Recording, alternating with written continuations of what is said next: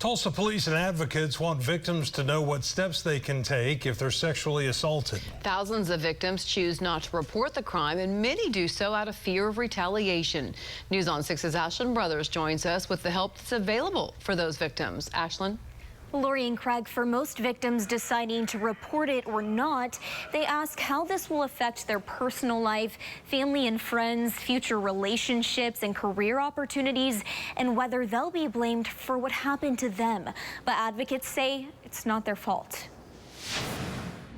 Sexual assault survivors weren't given the choice of being violated, but they do have a choice in what happens next. The patient's in control, and we want them to feel that they have that power to tell us what kind of care that they would like. Victims can call or text the Divis crisis line and connect with a forensic nurse for an exam at Hillcrest to preserve evidence without involving police. We're not just here to collect evidence.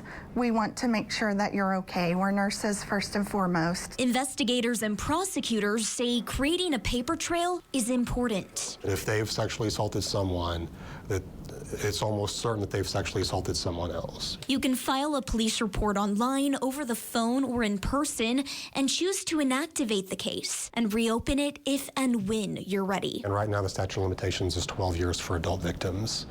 For juvenile victims, that's up to the 45th birthday of that victim. TPD's Special Victims Unit receives about 1,000 reports a year. However, only a quarter of sexual assaults are ever reported to law enforcement. The person who's been victimized can't be responsible for stopping this person. Forensic nurses help treat injuries and provide medications to prevent infections. Advocates say what victims were wearing wasn't consent, and neither was a drunk yes. Does no mean yes? No. Does silence mean yes? No. Does maybe mean yes? No. Does yes mean yes? An enthusiastic yes that's given without coercion is a yes.